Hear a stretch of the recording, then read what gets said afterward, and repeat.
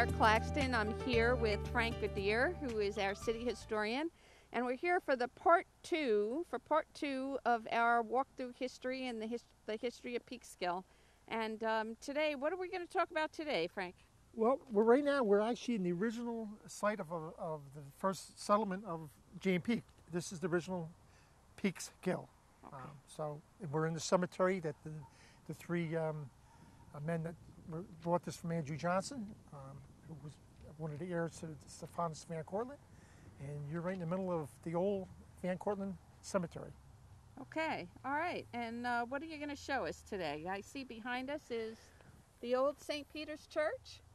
Is that related to the new St. Peter's Church? Yeah, it certainly is. This is actually the mother church for the St. Peter's in the city of Peekskill. This church was actually built in the middle 1700s. Be the first time that the Episcopal religion be introduced into the colonies, and this is the first major structure for the inhabitants of Peekskill. Beverly Robinson supplied all the lumber, and believe it or not, Birdsall built most of this. Okay. So it's kind of like there's a big connection, and that's what we're going to show you.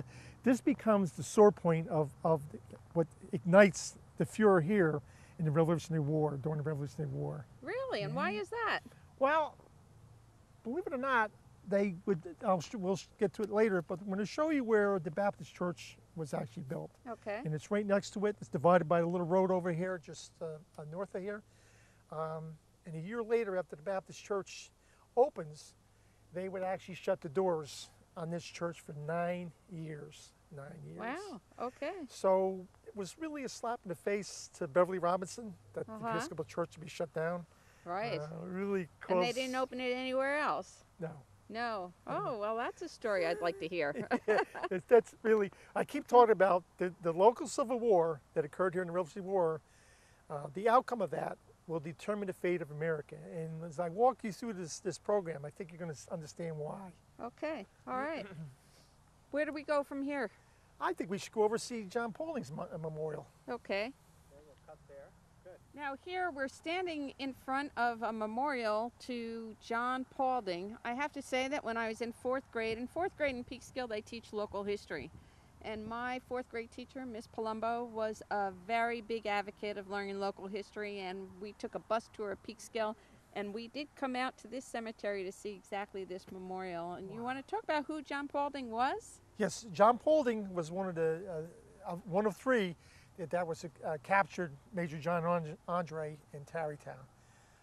He dies in 1818, but he was also awarded one of his things that he did get from the United States government. They gave him 200 acres of land of the former Dr. Peter Hungerford's property in Crompound. So Crompound pretty much was John Paulding's property. Okay. Dr. Hungerford's. Now let's back up a minute for people who may not know a lot of old Revolutionary War history. Who is Andre? Well, Major John Andre, we're going to in our next program. Believe it or not, when the British come up the river and seize Stony Point, he comes to this. Captain John Andre comes to the Verplanck side and issues a surrender order to the rebels on this side of the river. And then a year later, he comes back to the same site trying to escape for his life. Okay. But unfortunately, David Williams, Isaac Van Wart, and John Paulding captured him on his route down to New York City with the plans for West Point. Oh. So, wow, pretty exciting. He had the plans for West Point. Now, where did he get that? He got it from Joshua Smith. Okay, okay. On the other side of the river. On the other side of the river. Right. Here's the whole. What's interesting about the story is somehow the historians have left part of a great historical story out. When George Washington has Fort Stony Point recaptured, Beverly Robinson's two sons are captured, and the youngest is only 15 years old. So the reason why the Vulture is up here is to get his sons released. That's the whole story. For some reason, the historians leave a good part of the story out. Okay, and the Vulture was the ship. The ship, I believe it's a Loyalist ship. Okay. Okay, which had Major John Andre on board, Beverly Robinson. In fact, the interesting part of when the British take possession of the fort, Beverly Robinson, while the Vulture is anchored in Haverstraw Bay, he orders the destruction of 10 churches, none of them Episcopal. And one of the churches over here, the Baptist church, was probably burnt to the ground from his furor. But he stayed on board the Vulture. So Beverly Robinson, who built and founded this church, was a loyalist? Was a loyalist. Ah, very interesting. Through marriage, he was married into the Phillips family, and he owned all of Putnam, what's called Putnam County today, was called Phillips Highland Patton, because he married into the Phillips family. But he actually oversaw the whole protection of all 85,000 acres of land. 85,000 acres? It was Where identical did that to span? the Manor of Cortland. Same. They both ran from the Hudson River all the way to the border of Connecticut. Wow. Okay. Big piece of property and a lot to lose. A lot to lose. Now, what are these? You have some signage or emblems? On both sides of this memorial, where John Paulding's actually buried, is a copy of the actual medal, the Freedom Medal, that was awarded to the 3 captors, actually down in Verplanck. George Washington gave them the medals. In fact, here's great history. It's the first time a common soldier was awarded any kind of distinctive medal. First time ever in American history. Nice. Very nice. Right here in our hometown. And he's buried right here. Buried right here. Very nice. I have to say that this cemetery, we've been walking around, and for anyone who comes, wants to come out, I know cemeteries aren't necessarily sort of the attraction of the day, but it's amazing to see how many people here who are buried here were actually born in the 1700s. Many of them died in the early 1800s, but there are some who, in fact, have passed away in the 1700s, but most of them are born in the 1700s. And a lot of the old names, old Peekskill names, Angle and Haight, the Haights, and a lot of the Haws. It's very interesting. It's really some of the families, history. just some of the families that you see buried here may not have originally been buried here. They could have been buried on their own property and then dug up. And I know in Hillside, the Van Cortlandt family was never buried there originally. They were buried on their own property. I see. But they were reinterred and then reburied here. I know it sounds crazy, but Yeah. it's the way different times, different era. But really, it brings you back about 200-300 years, which it's amazing. It really it gives you roots. Yeah. So Frank, you were saying that back before independence, the British were the law of the they were the law of the land. Right. So the rebels were really the outlaws. So it's very hard. Loyalists or people that tried to stay neutral could have gotten caught up in trouble. Francis P. for one, he tried to skirt both sides, and then he was sent out of here as a loyalist, and he was never allowed back. Okay. So, but the main important thing is that the British Navy was sent over here and was the most powerful Navy in the world, the most powerful. Like the United States today, we have air supremacy. Back in those times, the Navy was the most powerful. So when the French soldiers are requested by General George Washington, they were actually invited here. He's looking for the French Navy to take on the British Navy in the port of New York. But they knew it was suicide. There's no way that they could do it, and that's why they diverted to Yorktown, Virginia. Okay. Okay. And what do the French have to do with our area here? Well, originally the French commissary comes here and he actually inspects us here to see if it could be used as a hospital, which they do. In fact, one French soldier, when the French army does come to Peekskill, one does die, and he actually was treated here. He's buried over somewhere in an unmarked grave.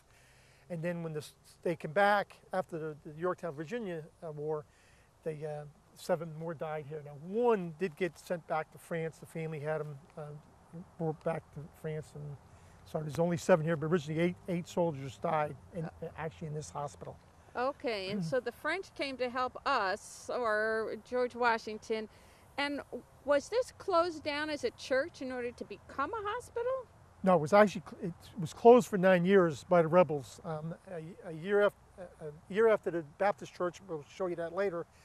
A year after they opened up, they actually shut and bolted the door locked. In fact, the key to that door was kept at the Upper Manor House. I The only see. key. And do you know why is it because the Episcopal Church was the official Church of England?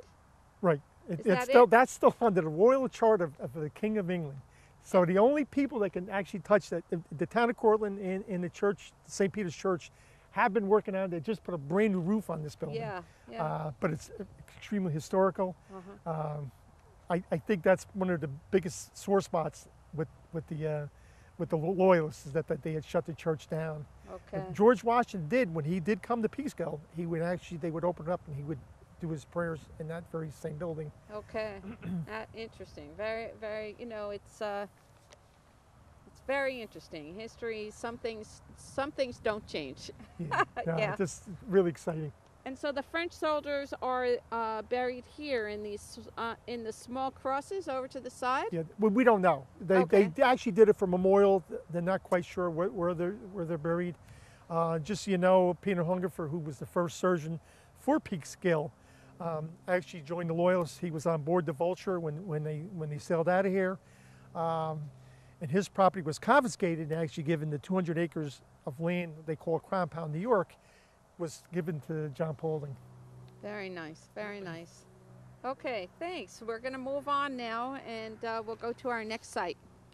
Just so you know, on the plaque here for all the soldiers that died from the Revolutionary War, or from after the war, Daniel Birdsall, I'll probably see the Birdsall House is the restaurant now, but across the street was his home, and he marries the daughter of Captain James Manville.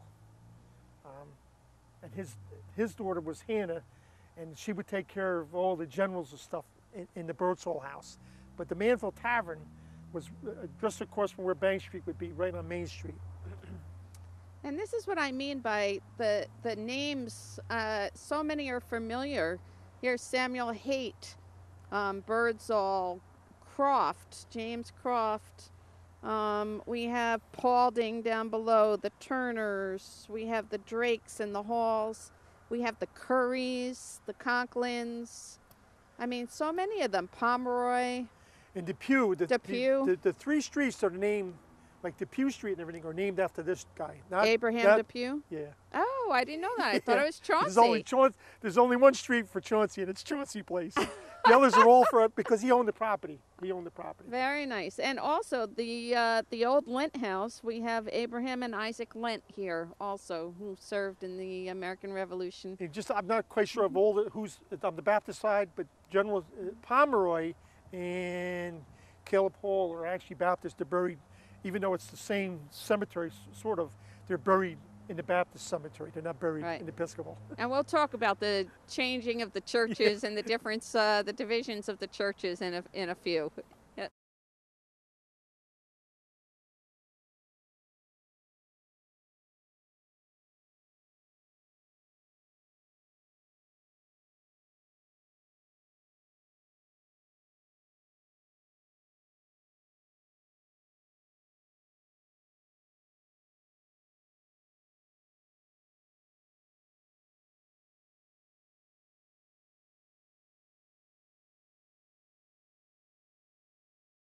Hi, we're here now, and we have Caleb Hall. We saw his name as one of the Revolutionary War soldiers on the plaque over by the old St. Peter's Church, but his grave is actually here. And why is that? Well, on this side is the Baptist cemetery. Caleb Hall would actually start the Baptist congregation on this very site. The schoolhouse was built actually on the foundation of the original Baptist church that I believe Beverly Robinson had destroyed when the British attacked Stony Point. Okay. There was 10 churches that were actually destroyed, that he had commanded to be destroyed. So Caleb Hall would live like where St. Mary's place is, Dr. McGurdy's property, all the way up to Nelson Avenue where City Hall is. He would eventually sell it to Francis Piedmont. Okay. So Caleb Hall owned all of St. Mary's Hill and Fort Hill up in that area? Right. And his son-in-law was actually Nathaniel Brown. So if you go in the schoolhouse, or the original document is actually at the Peekskill Museum, he actually, even though Nathaniel Brown was a Quaker, he signs the original document for the Baptists to start their congregation. It was 10 Baptists. After this is destroyed, it takes like 80 years before the Baptists return. And the same thing, it took 10 Baptists to start the Baptist congregation again. Okay, all right. Also, General Pomeroy is buried somewhere in an unmarked grave, just at one of the grave diggers, happened to be an African American, found it but kept it secret. He's afraid he was going to get arrested, and then turned it off to Stephen Horton, and Stephen Horton gave it to the family up in Massachusetts, to the Pomeroy family. Nice. Okay. Okay, Frank, we just came from the Baptist cemetery, and we're standing before, it looks like the Cortlandville schoolhouse, the Little Red Schoolhouse. Why are we here? Well, this is part of history. This was originally the site of the Baptist church. And when Beverly Robinson, they attacked Stony Point, Fort Stony Point, he orders the destruction of 10 churches in the area. So I know one that they identified, one in Bedford, one in Yorktown, and 132 and 202. And I'm pretty sure this was one of them out of the 10. And then probably somewhere in around 1840, they built a one-room schoolhouse on the very site. So district number 10, if you go, when the Peekskill School District, the town of Cortland had 19 school districts at one time. Okay. So the village of Peekskill, the south side was 7, Drum Hill. The north side was Oakside, that was school district number 8. You get a little bit north, it would be district number 10. Okay. Then you go all the way out to Oregon Corners, that's probably 11, and then it would swing back down to Verplank, would be 15, 16. That's the way they numbered it. Interesting. Okay, So and that's Croton because would be- Peekskill used to be a part of the town of Cortland before we became correct. a city. So Croton would be school district number 1. It Okay. would start from the south and go north and then back down to Verplank. Okay.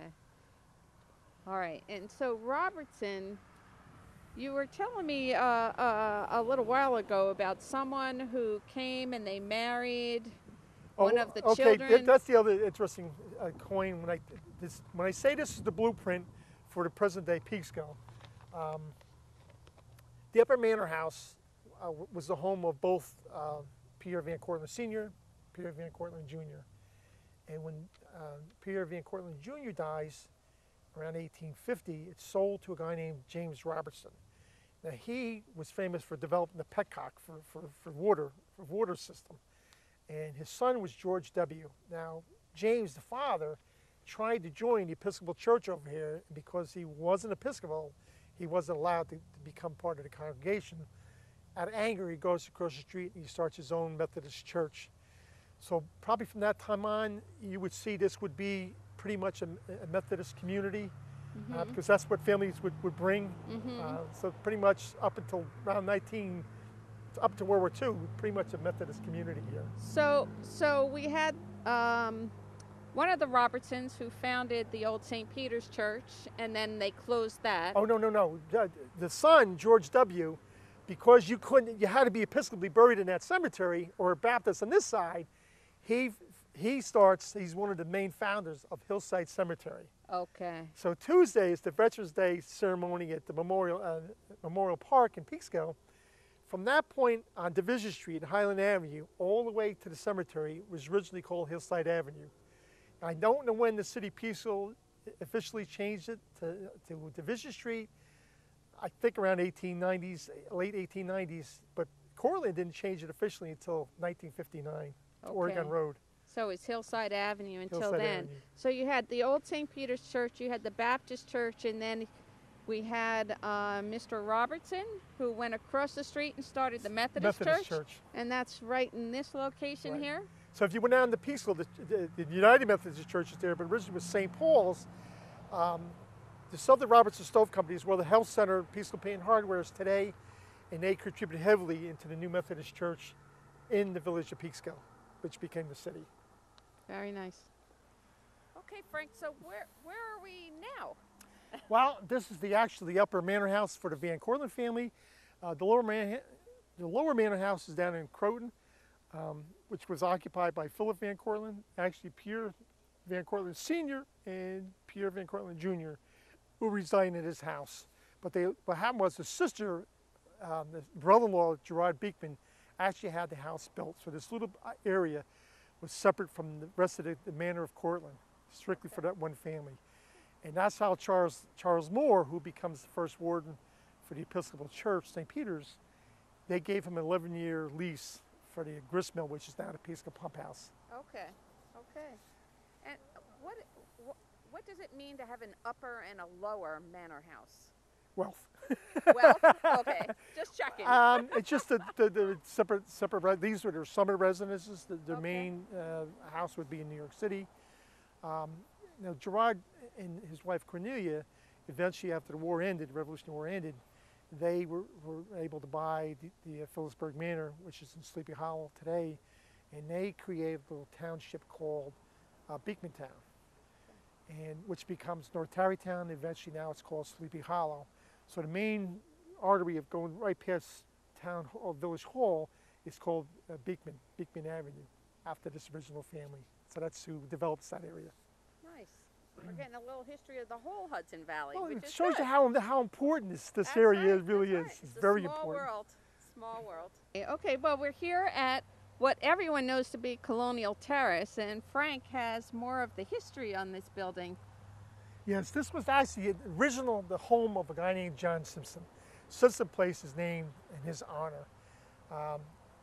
He did a lot for the village of Peekskill. Simpson Place, he actually would leave here and they build another great home on Simpson Place. It's where Foreman Construction was building. They had a big problem. Really? It was a big mansion there.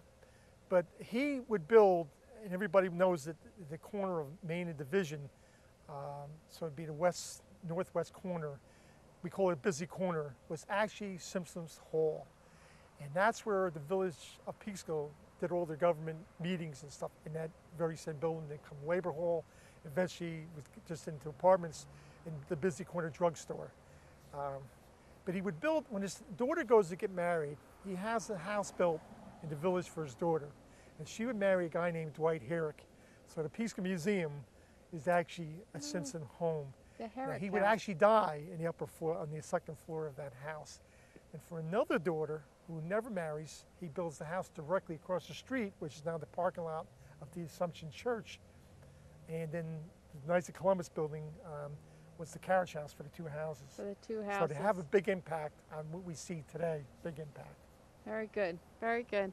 Okay, we're here now. We've sort of come all the way back to the beginning. This is really the foundation of Peekskill, where Jan Peek first landed.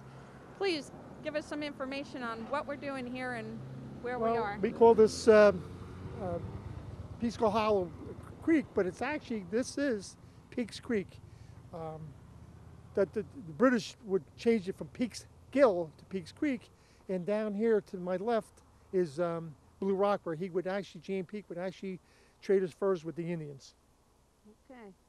All right, and this is also Pump House. So this is our current pump house because Peekskill Hollow Creek, Peeks Creek is our drinking water. Water source. It's one our of the water source. This is the pump house, and it used to be a grist mill, which, as I understand it, all the farmers from the area would bring their wheat here That's correct. to be ground. Is that what you're?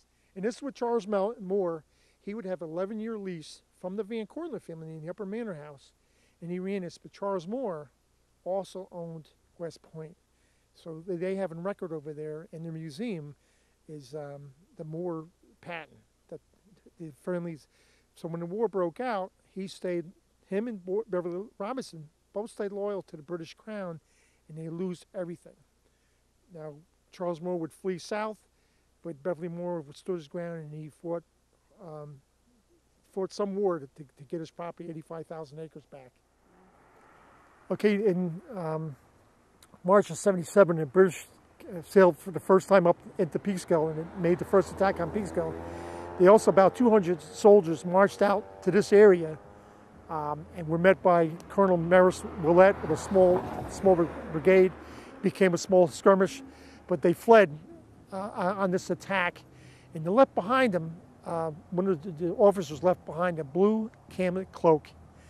And it was actually used